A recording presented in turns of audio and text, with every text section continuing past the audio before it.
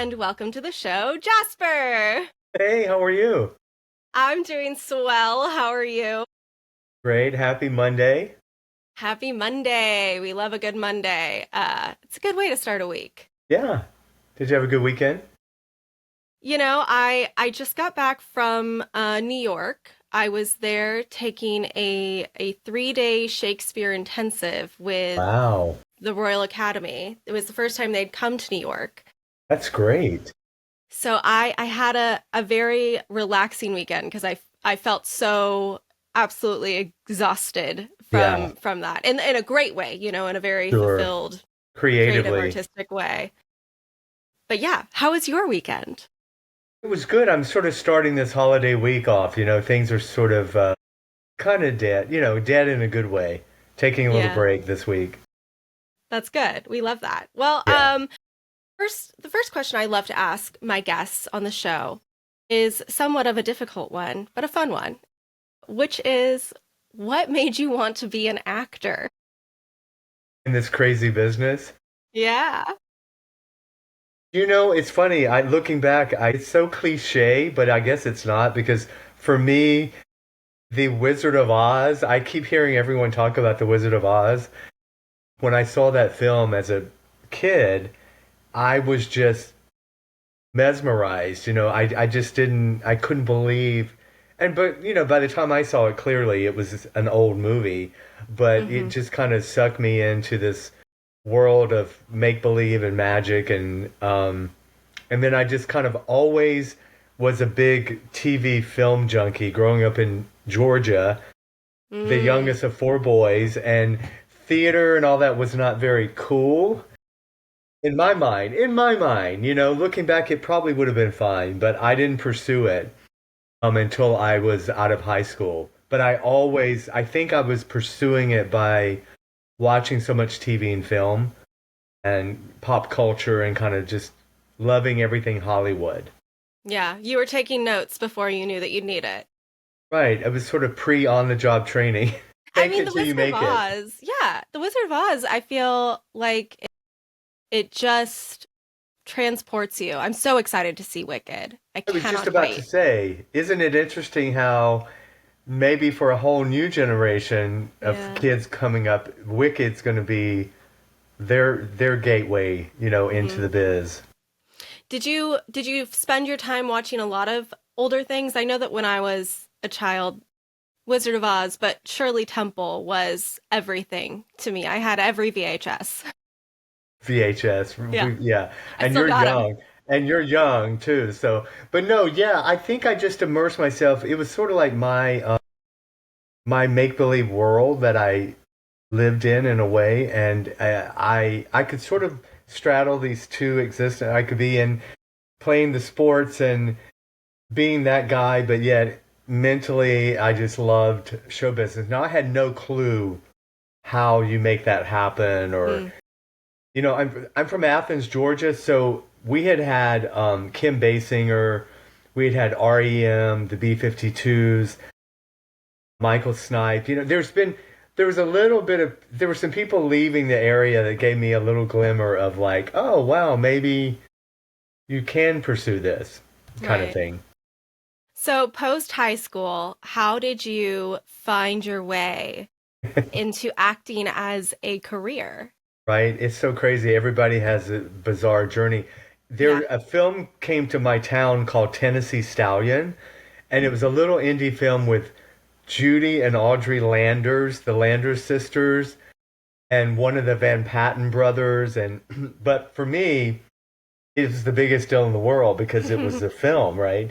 And I don't remember how I finagled getting an extra role because I no telling. But I was there. I got to be on set, and then I got bumped up where they gave me two lines. Well, the beast was born. But from that, I sort of got an agent in Atlanta, and this is Mm, at a time when Atlanta was not Hollywood South that it is now. right. So I just started doing auditions. I booked a couple of commercials. I came to LA for two pilot seasons in Hmm. a row, and I got pretty close at a couple of things. So I had some early indications like pats on the back, maybe you should pursue this kind of thing. But Right. really, it wasn't until 84, because I just turned 60, Happy 84, where birthday. I went and I moved to Atlanta full time and started studying at the Atlanta Alliance Theater. And they had a full theatrical curriculum, playwriting, acting. I met a fellow Georgian there, Becky Kennedy. We co-wrote and co-starred in a play together called Willow Springs Now, and we got it produced in Atlanta, and then we moved it out to LA in 1987, and then things just kind of it ran for 2 years here, Wow. and I kind of thought that's how easy things were. Like I thought that's I've arrived, and then of course, reality set in, and I Yeah. always say my career is a marathon, not a sprint. It's been a slow, good marathon with lots of peaks and valleys. But yeah.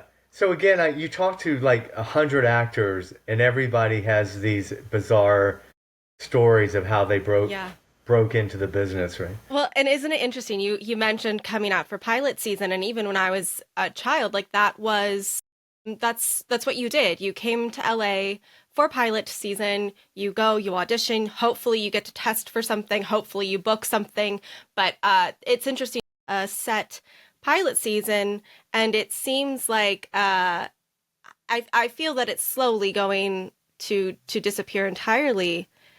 Yeah, It's isn't it it's funny the bizarre, dichotomy of having all these streamers we have all these other opportunities for jobs, right? Because we right? have a but you're right, the traditional 3, 4 networks, we always knew pilot season was like February to Yep. May or Yep. whatever. And it was also a chance for lesser known talent to sort of be discovered or Hmm. to book jobs or whatever. So yeah, and on one hand, we don't have that, but now we sort of have a year-round Yeah. potential. But try to book a vacation now, and you just can't. Book a vacation and you will get an audition, or you'll book a Yeah. job. It's Murphy's Law. You book a vacation and then your agent calls, "Hey, you booked something." And you're like, "No, that's great. I want to book something." But also, damn. And for years and years and years, I would stop my trips or I'd put my life on hold and I'd rush back. And then in the last few years, I just thought, you know what? Sometimes it's just, that's not my job. That Yeah. job wasn't going to be mine. I just, like, I can't interrupt life and family birthdays and stuff like that Hmm. just to, it's all case by case, right? Yeah. It Yeah. is. No, I totally understand that. It took me a very long time to get to that point Yeah. where I no longer say, "I will drop everything in the blink of an eye Yeah. to be on set tomorrow." I mean, obviously, I'd love to be on set tomorrow, but you have to be able to find a work-life balance, especially in an industry that will. Hmm. Exactly. Because having life is what makes us better actors, Yes. ultimately, you Yes. know? You have to live to be a good actor. Yeah. And you just have to, I always say, don't postpone relationships and marriage and children and all those things. Don't do it while you're, quote, waiting for this, quote, career to do something. Hmm. This whole thing about making it, I finally realized, it takes a little time when you're older to look back and realize we've just been making it the whole time. Right. The journey has been the making it because I'm sure you do too. I have lots of colleagues who you could look and say, oh, well, they've clearly made it now. And then, they have to get back on the grind. And so none of us ever think we've made it. I think if you think you've made it, it's time to probably throw in the towel because Yeah. it's like saying you've quit learning in life, right? Right. So true. All right. So you're out here in LA. You're here now, you're working. Do you remember the first film or TV project that you did where you felt like this is a sign of me, I'm supposed to be here. This is what I'm supposed to be doing. Yeah, it's a great question because, like I said, I can look back and think there were lots of, like going back to those few early pilot things where I got affirmations. And then I was lucky to get a lot of national commercials when I first started, which that's a whole other industry that's kind of changed. Completely changed. You used to be able to live off of a national commercial, and Thank now you, it's right? like, No, now it's non-union and whatever. But yeah. so commercials, and then I had a whole series of day jobs. I was a permanent temp receptionist at an ad agency for Mm. almost 4 years. And Jillian, it was great. It was like I was running my own little production company at the front desk because the mailroom was there and all, and people were so supportive. They'd let me go do my auditions, and so I Wow. started booking like co-stars here and guest spots, and then in '95, I booked a pilot, my first real big pilot that paid me such an amount of money that I could have lived on. For me, it's like, so in '95, I took the leap and I thought, you know what? I'm just going to pursue it full, like no day Mm. jobs. The pilot didn't get picked up, which was pretty standard back then. I think I look back and I realized I did 13 pilots in a 10-year period that never went to series. Wow. But it was great money and it also put me in the running, and it's just, yeah. So I think that pilot it was an early Showtime pilot Mm. when Showtime was really just taking off or whatever, that kind of gave me the confidence to just pursue it full time. Mm. Yeah. And that, I mean, for those who aren't in this industry, that really is such a leap of faith to say, nope, no more survival jobs. This is it, and it needs to work. And no judgment on people who don't take that path. Like looking Yeah. back, I was young and kind of probably stupid, but I mean, that's why you got to do it when you're young, right? Because Right. I wouldn't do it now, but I also produced the play that we came to town with. So I kind of came to the industry always producing, writing. I never could just be the actor. Mm. So I I don't really know anything different. So for me, I was always creating and producing and doing other stuff rather than just acting, although acting was my true passion. And then 20 years ago, I started managing talent. So I've been a manager as well for the last 20, 21 years, which Wow. really, I think, made my acting career change because getting to work with actors and being on both sides, it's really was just the best thing ever. And now I Mm. produce with clients, try to, and it's incredible. I love doing it all. I hear you. I mean, I think that to be a successful actor or creative these days, you really need to have your feet wet in several different categories. It's hard to create a career now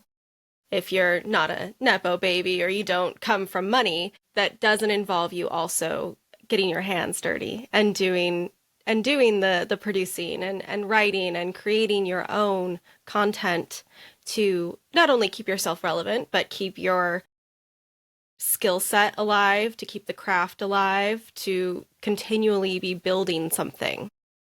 And to give yourself a sense of power in the sense that you're not just at the mercy of, we used to say waiting for the phone to ring, now Yep. waiting for your C-mail audition to come in or whatever, This right? email. From, waiting to get that message from Yes. the agent or the manager. Yes. I tell like younger actors now, if they ask me like, how do you break in the business? And I'm like, they have all this. They can do all the social media. They can do YouTube. They can create all this stuff, all this content for themselves that I didn't have back in the day. So Right. I guess on one hand, it's the yin and the yang. You have the access to do that, but I think it's closed ranks a lot more. I think the you've got your four corporations who kind of own the studios and everything. So I don't know. It's a very weird time that we're in. But I always remember for some young actor just moving or just starting, this is what they know. They don't Mm-hmm. know. So I refuse to be that old person going, oh, well, back in the day, or when I used to have a quote, or Well, you yeah, know what the I mean? quotes. I was talking about that with a classmate last week. I was like, yeah, that was back when my quote was this. And they were like, huh? I'm like, Yeah. oh. God, Because you know that's now right. it's scale plus 10, take it or leave it. Right, right. Yeah, And if quotes you don't don't take exist. it, I'm just Hillary Duff is waiting behind you, or Haley Yeah, Duff is right behind you. yeah, So it's yeah. changed. I mean, even just down to the fact that we don't print headshots anymore. You know? No, Wild. I don't even know. Yeah, I don't even have any hard copy. I think I have hard copies from the last time that they were printed, which must have been, I don't know, 2016, 2015? Probably. Back when reproductions was still in business. They're gone now. My That's God, where you I really, yeah. always, that's where I always got it. Prince Charming, Prince and Yes, Charming, or something yes, something like that. Yeah. yes, yeah. By the way, before we go on, I know people tell you who you look like. I'll just say there's a combination of Gina Davis and Molly Ringwald. I've never gotten Molly Ringwald. I have gotten Gina Davis for a very Very long much time. so. But Molly today, like Molly as an adult, Yeah. especially. Yeah. Anyway, I No, I love digress. that. No, I actually there was a commercial that I did when I was probably 9, and the director went up to my mom and just said, she looks a lot like Gina Davis. Yeah. So What you really do. it's been a lifetime, but I love her, so thank you. Have you met her? I've never met her, but I do look up to her. I think she's brilliant and I love her gender and media studies. I Mm-hmm. did see her on a lot one time. She was walking past me and she was on the phone and she looked like she was very much so in a conversation. So I didn't want to stop her, but She's yes, very tall. very tall, very tall. Yeah. I was like, "Hi. Hello." Yeah. Well, back to you. So tell me, you have a couple new things coming out, is that correct? I Some do. new Yes, yes. things. So my Let's baby, talk. as Yes. I say, my baby is a new film called Final Recovery that I it's my first lead role. And listen, I'm a character actor, I'm a supporting guy, I will be forever. I'm not delusional that I'm suddenly going to be leads in all these films. But this was a 16-year project, a script that was written for me by a fellow Georgian, Jerry Lee Davis. And the joke was, if I don't hurry up and do this, Grandpa is going to be my character is going to be, like on a walker playing this role. But it went through many incarnations. It was called Mountain Boys originally. It was a little sleepy drama, but then it became a horror thriller, Christmas Ooh. horror thriller. And I star opposite TV icon Charlene Tilton Oh, and her real life daughter Cherish Lee.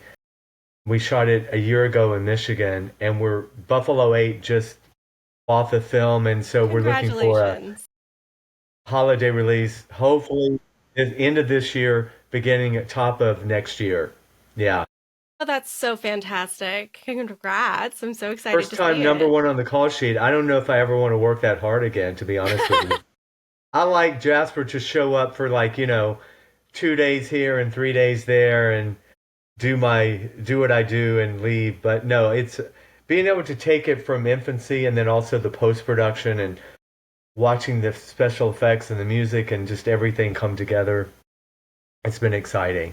Yeah. How exciting. I'm so excited to see it. Congrats. That's very, very Thank you. cool. Yeah, it'll be on one of the major platforms. You could probably guess which one. But anyway, it's we're doing a trailer poster exclusive release date coming up. We'll do that in the next 4 weeks probably. Perfect. Yeah.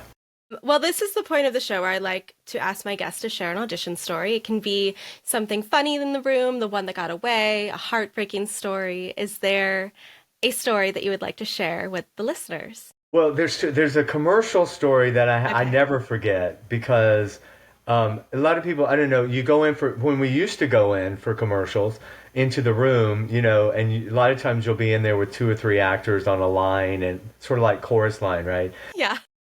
And it was a Toyota commercial. I'll never forget it. And they asked us to tell us something that people wouldn't think we do. And I said, well, I was a gymnast as a kid growing up. Now, at this point, remember, I'm like 45 or 50 at this point, and I said, well, I'm a gymnast and I can do all kinds of stuff. And it was a callback, and the client said, oh, what do you think can you do anything now?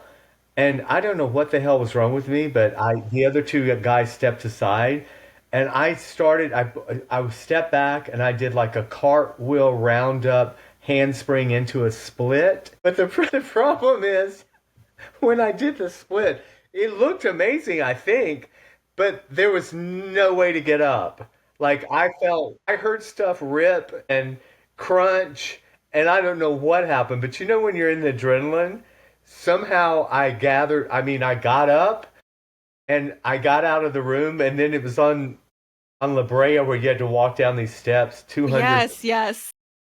I could not move. I totally ripped my right hamstring to the point. I mean, I'm talking weeks and weeks of therapy, and I didn't book the job. No. Didn't get the job.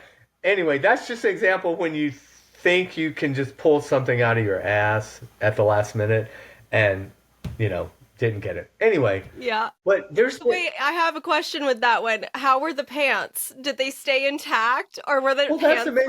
ripped? When I first heard, I just assumed I had split my pants. I didn't realize it Right. was my hamstring ripping because it sounded. And I remember the two guys that walked out as we got out into the lobby. They're like, "Dude, can you walk?" And I said, "Oh yeah, I'm fine." And then I was like wobbling out to the stairs and then holding on to get down. Oh my God, just ridiculous. But it would have been, well, it's probably better I didn't book it because I was injured for like a month, Yeah. Had limping. they asked you to do that on set, you would have been like, well, I don't really think I can. And Can you I get a stunt wonder, like double? I always think I'm always concerned someone's going to release all these audition tapes, like a bootleg thing of Mm-hmm. auditions that we do, and just it would be hilarious. That would be The great. only other, I did a film called MacGruber in 2010. It was a big studio picture, and it was a Mm-hmm. SNL movie, and it was kind of my first. It was like another step up in my career. But from that, I got to meet and go in for a lot of films, and I got to read for the Coen brothers for True Grit.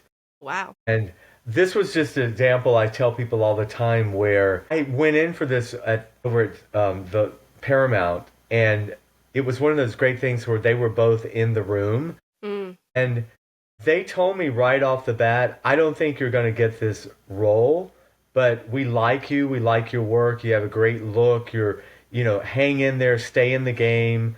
Don't ever quit. You're going to work more as you get older, which has been a big truth. Mm-hmm. I've only worked more the uglier and the craggier I get. But it's just an example I tell people where, even at that point in my career, I've been working, I probably had 100 TV credits.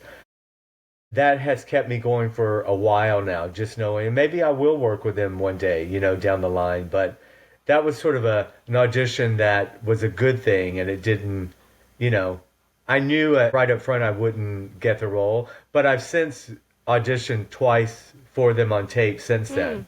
So I tell actors, it's not always about that job, it's about making that connection. Yes. 100%. And I love what they told you, which is, just stay in the game. I think that a lot of people get hung up on the idea of if you don't make it by the time you're 30 or 40, it's done. Yeah, Pack it up, leave. pack it up. But I think that's so short-sighted. You get better roles as you get older too. It's Yeah, not so, you know, congested in the, "Oh, you play college now. Oh, you play the young mom now. Oh, you play this now." But right. as you get older, you get to do pretty much whatever you want, That's which right. is beautiful. I mean, I look at people like Allison Janney, who Incredible. didn't become a so-called star, until her mid 40s, I think it was. Probably at least, yeah. Or Sarah Paulson, who had the same thing. She had worked for years, but nobody hmm knew her name until she was in her 40s, I believe, as well. And Really, until the OJ, the yeah, movie, whatever. right. And I think it's just important, especially for younger actors, to realize that, as you said in the beginning, this is not a sprint. It is a marathon, Right. and you need to stay in it. If this is what you want, if this is what you want to do with your life, if you want to be an actor or creator. It's not about making it in the next 5 years and setting your 5 year plan. It's about keeping your head in the game.